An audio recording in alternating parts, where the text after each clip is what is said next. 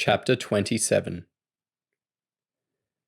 Marcus Wayton's apartment was exactly as Emmett had expected, on the top floor of a towering new residential complex directly opposite the iconic St. Kilda Esplanade.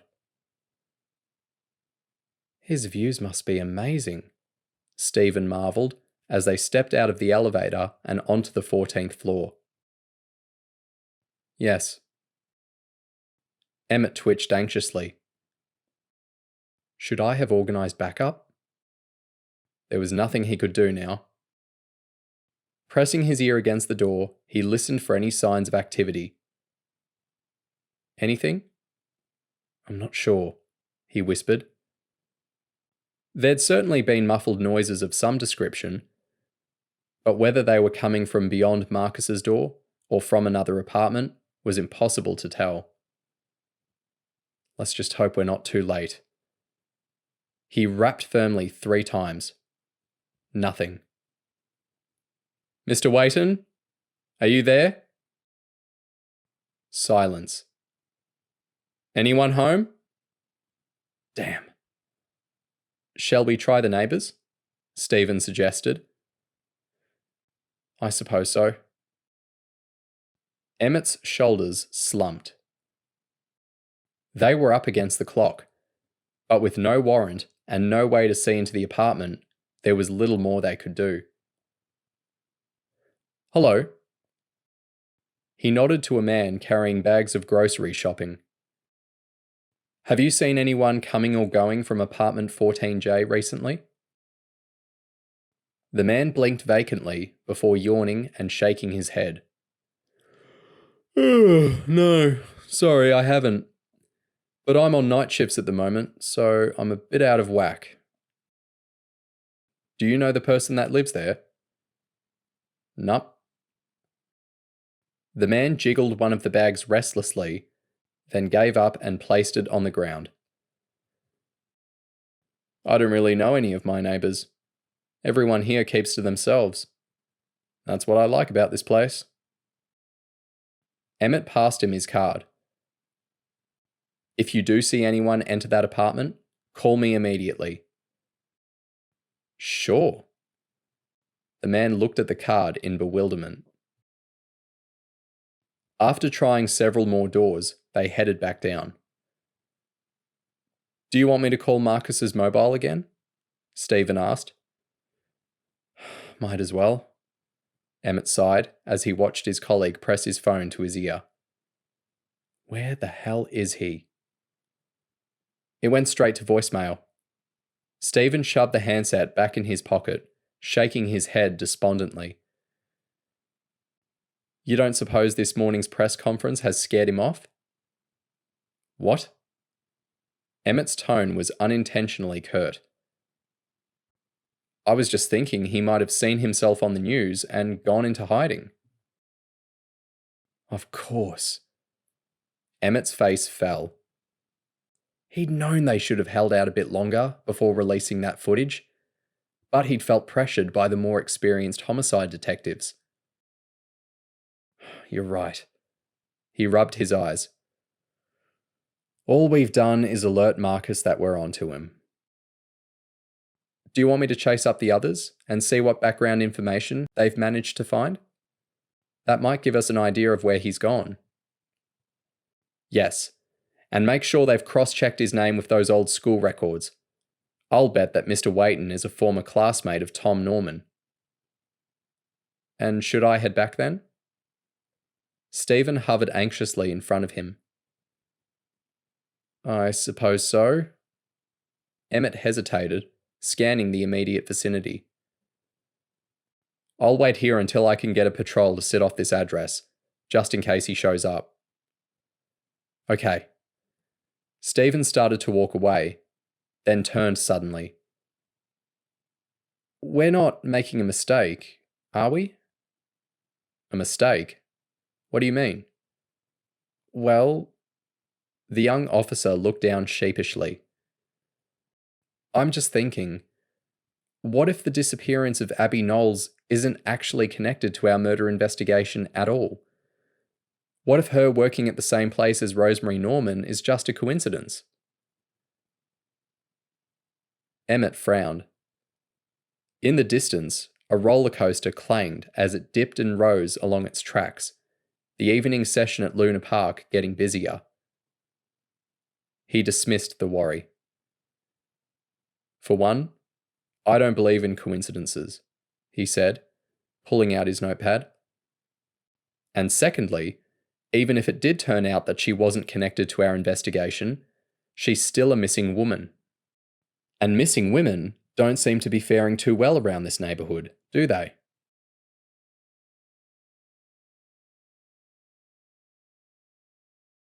Cindy trudged through the shopping aisles, half-heartedly grabbing the odd canned or boxed item and popping it into her trolley. As her feet led her to the frozen section, she considered the endless packets of chips, battered fish, and meat pies. She had no intention of even perusing anything that resembled fresh produce. "Can I have this one, Mum? Please?" Nicholas waved a box of something sweet. "Sure." He returned moments later. "And this?" "Okay." "These come with a free toy." "Fine."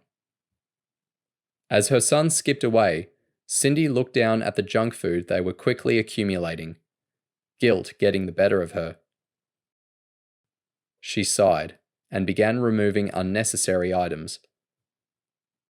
Going shopping immediately after losing one's job was clearly not a wise move. "What about—" "That's enough." She grabbed the bag of chocolates from Nicholas's sweaty grip and put it aside. "You don't need more treats. And I'm taking these out too." Her son frowned as he watched his bag of gummies being abandoned by the frozen vegetable cabinet. "But you can keep the biscuits." Cindy patted him on the head.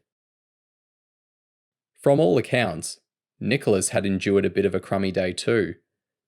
He'd complained bitterly about missing out on his sports class, an injustice only narrowly overshadowed by the loss of his favourite red pencil sharpener during art.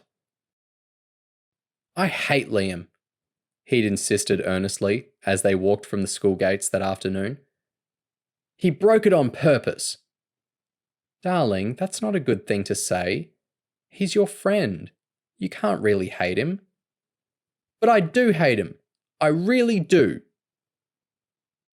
Cindy had heard herself saying all the right things about acceptance and forgiveness, while silently agreeing wholeheartedly with her son. She knew what it was like to really hate someone, and Michael had stolen far more than her favourite item of stationery. "Hey look! Squeaky toys!" Nicholas picked up a rubber pig from the pet section, pressing on the animal's rotund stomach and giggling at its noisy groan. "Can we get one of these in case Dad lets me get a dog?" "We're not getting a dog."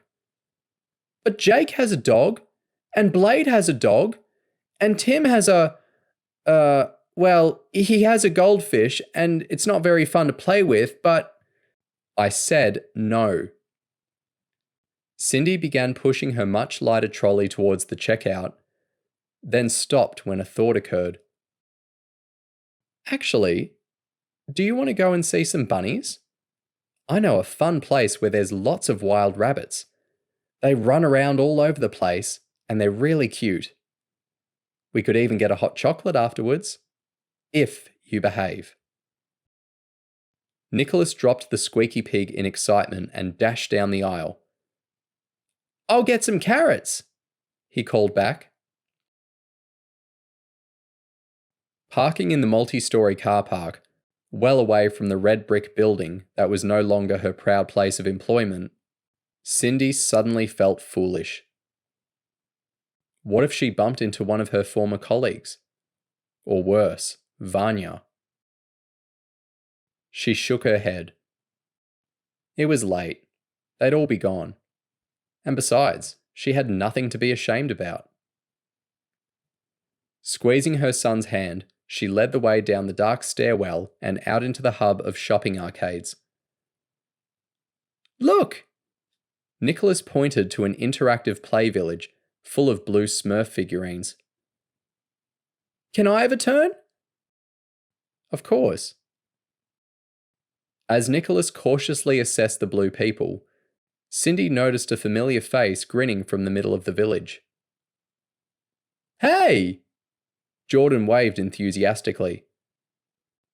Can you take a photo of me sitting next to Grouchy Smurf? Sure, Cindy said, delighted to see him again. Smile. Jordan didn't smile, instead folding his arms across his chest and furrowing his brow. I'm trying to look like Grouchy. I'm not supposed to smile. Cindy chuckled. Fair enough. We're heading up along the bike path now, to have a look at the rabbits. Jordan tilted his head in confusion. And the trains, Cindy quickly added. We'll look at the trains too. Did you want to join us? Yes? Jordan beamed, leaping over Handy Smurf and almost collecting a young girl in the process. Strolling along the path, Cindy was relieved to discover that the rabbits were only too happy to put on an evening show, bobbing up from the tall grass on one side of the track and sprinting across to the other. And she laughed as she watched Nicholas chase after them hopelessly with his carrots. Why won't they eat them? Maybe try leaving a small piece in the grass over there. They might be frightened. As she waited for her son to tire of his new game, Cindy turned her attention to Jordan, gently broaching the topic of the murdered women being found near Macaulay Station.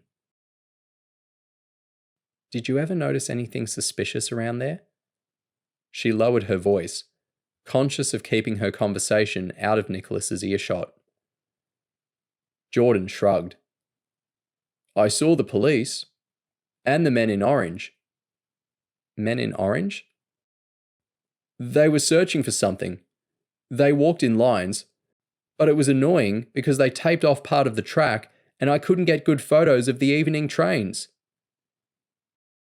Would you mind if I had a look at your photo gallery? You want to see my trains? Yes, the photos of the trains. And anything else you took too. The boy happily passed her his phone, peering over Cindy's shoulder and commentating on every picture. That's the express train. That's the city train. It's always busy. That one is usually late. Cindy flicked through as quickly as was polite until finally she came to a very different image. Oh. She felt her heart freeze. What is it, Mum? Nicholas had given up on feeding the rabbits and was now tugging at her sleeve. Jordan leant over and checked the screen, his face solemn. That's the angry man.